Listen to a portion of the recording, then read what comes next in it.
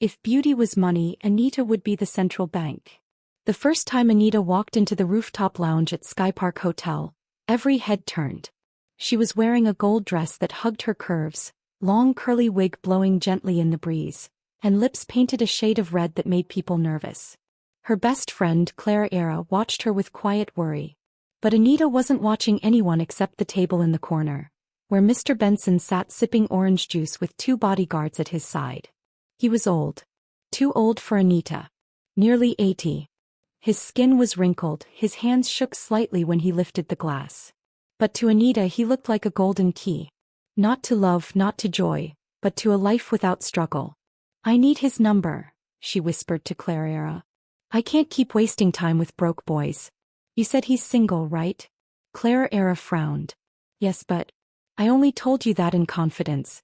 I serve him at my workplace. He's lonely but very private. Please don't do this." But Anita smiled sweetly. "Relax. I'll only say hello." That night Clara's phone rang. Her hands trembled as she picked up. "Hello." "I got it," Anita whispered. "I stole his number from your phone while you were in the bathroom. Wish me luck." And just like that the betrayal began. Anita didn't waste time. Her first message to Mr. Benson was soft, polite, respectful. She pretended to be a fan of his business empire, fake admiration dripping from every word. She called him sir, and said she admired his wisdom. After 5 days he replied, "Who gave you my number?" Anita replied, "Your heart did." That was all it took. A man nearing the end of his life, tired of loneliness, fell into the charm of a young, beautiful woman who acted like he was still the king of the world. Within 3 weeks he was sending her money for hair and groceries. Within 2 months she was flying in a private jet to Abuja to attend a family function with him. In 6 months Mr. Benson asked her to marry him.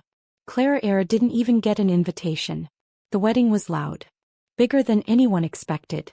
It was the kind of wedding that blocks roads and fills Instagram feeds for days. Anita wore a gown made by a designer from Paris. Flowers dropped from helicopters. Guests whispered, "Who is she? How did she do it?" But Clara watched from her small apartment, holding her phone like it was a wound. She had known Anita since they were children. They shared food, shared secrets. Now they didn't even share honesty. "You didn't have to take him from me," she said softly to no one. "I only told you because I trusted you." Anita, on the other hand, didn't care. She was now Mrs. Benson. Her fingers sparkled with diamonds. Her phone was filled with shopping orders and travel bookings. She posted quotes online like, "Don't chase men. Chase wealth and let men chase you." She believed she had won. The first married life was sweet. Mr. Benson gave her everything she asked for. Cars, handbags, a full-body surgery vacation in South Africa. He didn't even care that she barely touched him. All he wanted was someone to laugh at his jokes and hold his hand when guests came over. Anita smiled and played the role. She didn't cook, didn't clean, didn't love. But she performed. Like a perfect actress. Soon she got pregnant. The moment she found out, she danced in the living room. Not because she wanted a baby, but because this meant Mr. Benson would never leave her out of his will. Her son Ethan was born in the middle of a stormy August night. The nurses said, "He looks just like his mother. Beautiful." Mr. Benson cried when he held him. Anita smiled. But deep inside she was already counting the years. "He's old. He'll die soon. Then I'll be free with all his money. Just a little more patience." One evening Mr. Benson sat on the balcony with Anita. His face looked gray. He was holding Ethan in his arms, humming a lullaby. "Do you believe in spirits?" he asked suddenly. Anita blinked. "Spirits? You mean ghosts?" "No. I mean the ones that give and take." She laughed. "What are you talking about?" Mr. Benson looked at her gently. "I need to tell you something. I never built all this with my hands. I made a deal, 5 years of riches then dust. That's how I got everything. But when I die, everything dies with me." Anita's smile froze. "What?" Mr. Benson nodded. "The last thing I offered to seal the deal was my peace. And I have none. The moment I go, it all disappears." Anita's voice shook. "You're joking, right?" "Right." But he didn't answer. He only looked at Ethan and kissed the baby's forehead. 3 weeks later he was gone. It takes only one funeral to bury an empire. The day Mr. Benson died, the world around Anita didn't just slow down. It collapsed. At first it was quiet. Too quiet. Like the universe was holding its breath. She wore all black, standing beside the coffin, tears painted on her face like makeup. People whispered, "Look at how she loved him." But Anita wasn't crying because of love. Her heart pounded for one thing. The will. She kept glancing at Mr. Benson's lawyer, waiting. Waiting for him to say those words.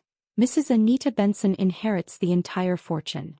But when the lawyer finally spoke, his face was tight. Nervous. "We regret to inform everyone. The estate is under investigation. Several properties are missing legal documentation. Some accounts no longer exist." Anita's ears rang. "I don't understand." The lawyer looked at her gently. "Ma, it's like everything disappeared. Some companies don't even exist anymore. It's like they were built on sand." Anita felt cold in her chest. "Check again." "Check." He shook his head. "Even the mansion you're living in is not traceable in government records anymore. The empire Mr. Benson left behind was like sugar in the rain. Beautiful, sweet, but melting too fast to hold.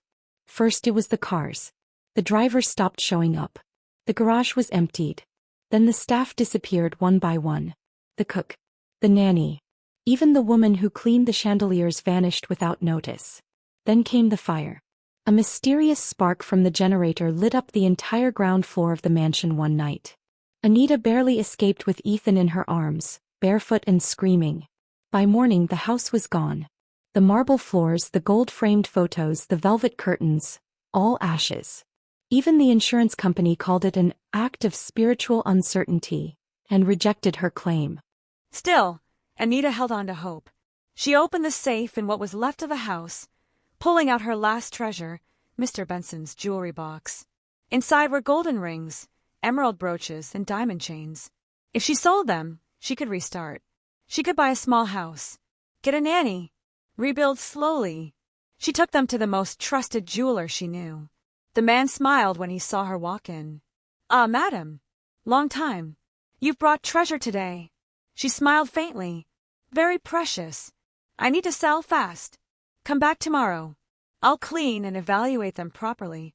The next day, she returned. The shop was locked. A note was taped to the glass, closed indefinitely. "Sorry for the inconvenience." Her stomach turned. She called his number. Switched off. She tried again. And again. Gone. Just like that, the jewels, the last thing she owned, were stolen. By the end of the week, Anita had no money, no home, no staff, and not even a single earring to sell. She tried calling some of Mr. Benson's old friends, men who had once smiled and toasted her in luxury restaurants. They didn't answer. Some had blocked her. One even replied with a laughing emoji. She carried Ethan in a wrapper on her back and walked from one hotel lobby to another, begging for temporary shelter. But the name Mrs. Benson now had no value. One receptionist even said, "We don't lodge ghosts from expired wealth here." For the first time in her life, Anita didn't feel like the star of her story. She felt like the leftover. She sat on a bench by the roadside at night, Ethan crying softly in her arms, and thought about the people she once looked down on. Street beggars, single mothers, waitresses. She was now one of them. And so, after days of sleeping on benches, eating biscuit crumbs, and stealing water from public taps, Anita did the one thing she swore never to do. She called Clara. "Hello." Clara's voice was cautious. Anita was silent for a moment. Then she broke. "Please. I'm sorry. I have nowhere else to go. Ethan is hungry. Please." There was a long pause. Then Clara said, "Bring him." Clara lived in a one-bedroom flat in a quiet part of the city. No luxury, no air conditioners, no marble floors, but it was warm, clean, and real. Anita stood at the door, holding Ethan, wearing the same dress from 3 days ago. Clara opened the door slowly. She was still beautiful, still calm, but there was a wall in her eyes now, a line Anita could no longer cross. "I'll let you in," Clara said, stepping aside. "But only for Ethan. Not for you." Anita nodded, too broken to argue. She slept on a mat beside her son that night. and as the ceiling fan hummed weakly above her, she whispered to herself, "So this is what I traded friendship for." She closed her eyes and felt the weight of everything she had lost. But somewhere deep inside, something darker was still alive. A voice that whispered, "You can still rise again. You just need another rich man. You can feed a prideful heart, but it will still die of hunger." The couch wasn't soft, the fan wasn't strong, and the mornings came too early. Anita had always woken up in silk beds with breakfast trays and soft music. Now she opened her eyes to the sound of water dripping from a rusty pipe, a mat on the floor beside Clara's couch, and the gentle snoring of Ethan beside her. She blinked. Once. Twice. Reality didn't change. Clara handed her a small wrapper and said, "Use this to tie Ethan. If you want to work, the shop across the road is looking for a cashier. The pay is small, but it's something." Anita's lips twitched. "Cashier?" "Yes. You'll need ID and humility. Do you still have either?" Anita looked away. She got the job. The supermarket was called Happy Mart, but nothing about it made her happy. It was a tight space, filled with cheap air fresheners, screaming toddlers, and customers who looked through her like she didn't matter. Wearing a red apron and standing for hours, Anita pressed buttons on the cash register and packed groceries. No one recognized her. The girl who once walked in heels through luxury boutiques was now asking, "Do you want to pay with card or cash, Ma?" And then it happened. One afternoon, while she was bagging noodles and detergent, she heard a voice behind her. "Anita, is that you?" She turned and nearly fell. It was Tammy. Tammy, the girl who once begged to borrow Anita's handbag. Tammy, who Anita used to laugh at because she sold clothes from her car trunk. Now Tammy wore heels, designer bag, wig laid like a movie star. "Wow," Tammy said, smirking. "So this is where you work now?" Anita nodded slowly, cheeks burning. Tammy leaned closer. "I guess not all soft life lasts forever. Some of us hustle with sense." Then she left without paying for the gum she picked. Anita stood still, frozen. That night, Anita didn't speak a word. She tied Ethan to her back and swept the small room, trying to push away her thoughts like dust. But they stuck to her chest. She glanced at Clara, who sat on the floor with her laptop, working on a tech project. Clara had no expensive bag, no car, no rich man, but she was smiling. Peacefully. "How do you do it?" Anita asked suddenly. Clara didn't look up. "Do what?" "Live like this. With nothing." Clara sighed. "Because I have something you don't. I have peace. I sleep well. I earn what I eat. I walk in my own shoes." Anita said nothing. But that night, the voice returned. The one inside her chest. "This is not you. You're not built for hard life. You need to rise again." The next week, Anita started staying out late after work. She told Clara she was taking evening walks to clear her head, but really, she was testing the streets. She wore makeup again, borrowed a short dress from a neighbor. She sat in lounges, bars, anywhere with dim lights and rich men. She looked for watches, suits, expensive shoes. She flirted lightly, but not too much. She wanted to seem mysterious, wanted them to chase. And one night, someone did. His name was Raymond. He wore black linen and a perfume that made the whole room smell like foreign money. He walked straight to Anita's table. "You look like a queen in the wrong kingdom," he said, smiling. She blinked. He wasn't old. He wasn't creepy. He was young, charming, full of promises. "Let's change your life," he said by the second date.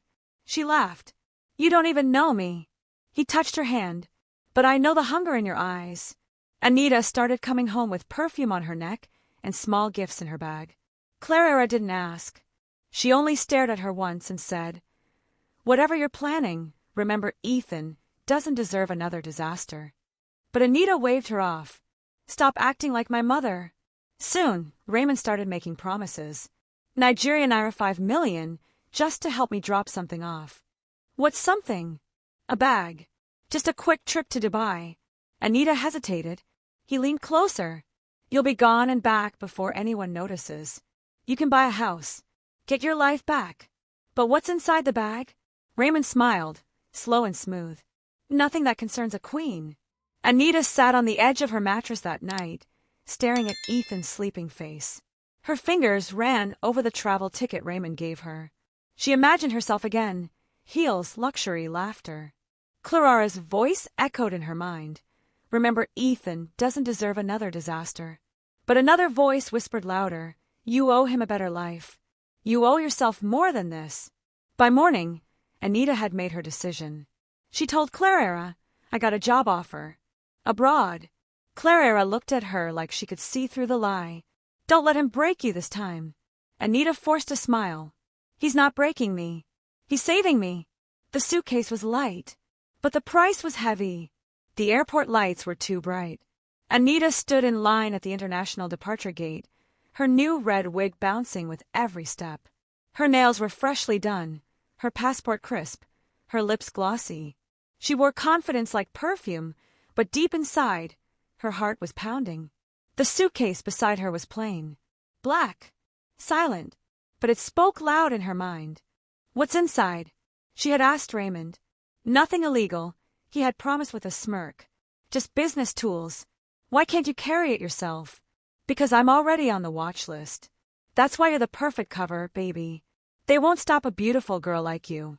He had kissed her forehead and handed her 200,000 Nigerian nairas in cash as a travel tip. She took it. Now here she was, standing in line with a suitcase, a plane ticket, and a dream. Nigerian naira 100 million promised once she landed. Before boarding, she called Clarara. Hey, she said. You're still in Nigeria? Clarara asked. Anita hesitated. For now. There was silence. Then Clarara said, Please don't lie to me. And don't leave Ethan for crumbs. Anita swallowed. This isn't crumbs. This is a ladder. When I come back, everything will be different. Different doesn't always mean better. Anita ended the call. Her hands were shaking. The moment she stepped onto the plane, she felt it. Eyes. Something was watching her. She glanced around. No one looked suspicious. A woman was trying to quiet her baby. A man with headphones nodded to music. A flight attendant smiled and showed her to her seat. Still, the feeling stayed. The flight was 6 hours. She tried to sleep. She dreamt of police sirens and Clarara screaming. She woke with a jolt, heart racing. At Dubai International Airport, things moved quickly.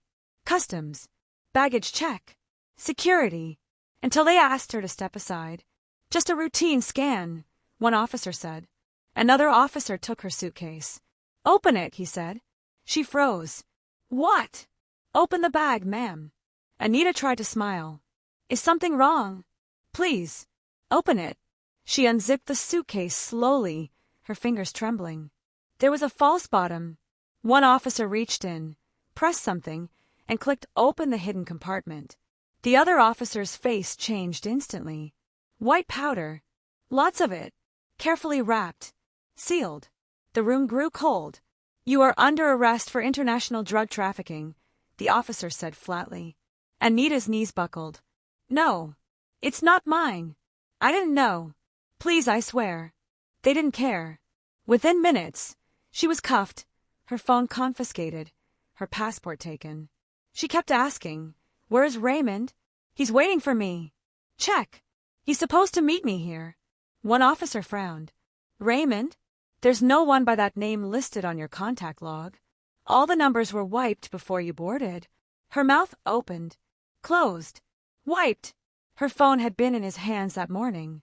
For flight app installation, he said. She didn't know he was deleting everything. He had erased himself. The room was small. White walls. Cold metal bench. No windows. They gave her a brown jumpsuit and told her to wait. She waited. Hours passed. Then an officer walked in with papers. Thick. Unforgiving.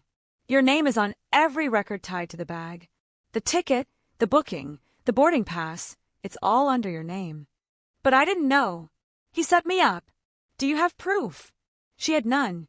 The paper didn't care about feelings. The Nigerian embassy was notified. They called Clarara. She's facing serious charges, the voice said. She needs legal help and someone to take custody of her son. Clarara paused. What did she do? Drug trafficking. There was a long silence. Then Clarara spoke. I'm not surprised. Will you help? Clarara sighed. I'll take care of Ethan. But Anita made her choice. In prison, Anita cried for 3 days. No phone. No mirror. No comfort. Just walls. Steel. Shame. She replayed every decision in her head. Stealing Mr. Benson's number. Lying to Clara. Choosing heels over honesty. Trusting Raymond. Now, even her name was gone. She was just a number. One morning, a guard handed her a paper. A letter. From Clara. It read, I've enrolled Ethan in school. He's safe. Happy. He doesn't ask for you yet, but he will one day. When that day comes, I'll tell him everything, good and bad. I hope you're learning. Because some of us didn't betray you when you fell. You just forgot we were holding you up. Anita wept over the letter. It smelled of home. But she wasn't going home anytime soon. Her world had no mirrors. Only memories. The prison walls were gray. Always gray. No matter how bright the sun outside, inside the women's correctional center, time moved slowly, like a wound refusing to close. Anita now woke up every morning to the sound of metal doors clanging and inmates whispering through iron bars. She no longer wore wigs or makeup. Her red lips were bare. Her nails were chipped. Her once glowing skin had turned pale. But her eyes, they were sharp, wide awake. Every day, she thought of Ethan. She would stare at the ceiling and whisper his name. Ethan, Ethan, Ethan. Like a prayer. Like a song. She didn't know how big he had grown. She didn't know if he still remembered the sound of her voice. But she began to write to him. Every week, one letter. They never got posted. But still she wrote. Letter 1. Dear Ethan, you were born into a lie. A house of gold that was never real. I thought I was building a future for you, but I was only digging a hole. I'm sorry, my son. I wore pride like a crown and forgot what truly matters. You were the only pure thing I ever made. She wrote with a pen borrowed from a cellmate. She tore pieces of tissue paper when notebooks weren't allowed. And when there was no paper at all, she scratched her messages onto the back of toothpaste boxes. She never heard back. But that didn't stop her. Letter 4. Ethan, your laugh used to sound like sunlight. Even on the darkest days, it made the world feel soft again. I remember how you held my finger the first night I lost everything. I thought I had lost my pride, but I hadn't. I was still chasing shadows. Now I know pride is not wealth. It's a wall between you and grace. I miss you more than breath. The other inmates began to notice. Some mocked her, writing to a boy who won't even remember you. But one old woman said, keep writing. It helps your soul stretch. Anita nodded. That was all she had left, stretching her soul, hoping one day it might reach him. Clara never visited. She sent news through the embassy once a year. Brief updates. He is healthy. He is doing well in school. He doesn't cry much anymore. Anita would read those words again and again. Like water in a desert. She didn't blame Clara for staying away. If anything, she admired her. Clara had been the true queen all along, quiet, firm, loving. Anita had chased a throne built on sand. Clara had planted seeds in soil. Ethan. Today I saw a small boy visiting his mother here. He gave her a drawing of a lion. She cried and held it like treasure. I don't have your drawings, but I carry your face in my mind. You look like hope. I hope I didn't destroy yours. Sometimes at night, Anita would talk to herself. She would replay scenes from her past, whispering the lines she should have said differently. I'm sorry, Clara. No, I don't want to carry your bag, Raymond. Mr. Benson, tell me the truth before I say yes. But time was a one-way road. No U-turns. No shortcuts. Just the long walk back to self. One day, a guard handed her an envelope. There was no return address. Inside was a photo. It was Ethan, now 7, holding a certificate. On the back, someone had written. He got first place in his class. He loves science. His favorite question is, where do stars go when they die? Anita wept for hours. That night, she wrote a new letter. Not to be posted. Not to be saved. Just to be whispered to the wind. My dearest Ethan, if you ever read this, I want you to know something. I was wrong. About what matters. About what lasts. About what love truly looks like. I thought I had to marry a king to become a queen. But I was already royalty the moment you looked at me like I was your whole world. I lost everything chasing what I already had. Forgive me, and never let the world trick you into trading your peace for praise. Love, always and always. Mummy. Anita folded the letter and placed it under her mattress. Then she sat by the window bars and looked up at the sky. A star blinked. And maybe, just maybe, she thought, some stars don't die. They just learn how to shine from far away. If you have not subscribed to my channel, you might not hear my voice again, but if you are, then you are growing every day. Check my page for more interesting stories. Thanks for watching.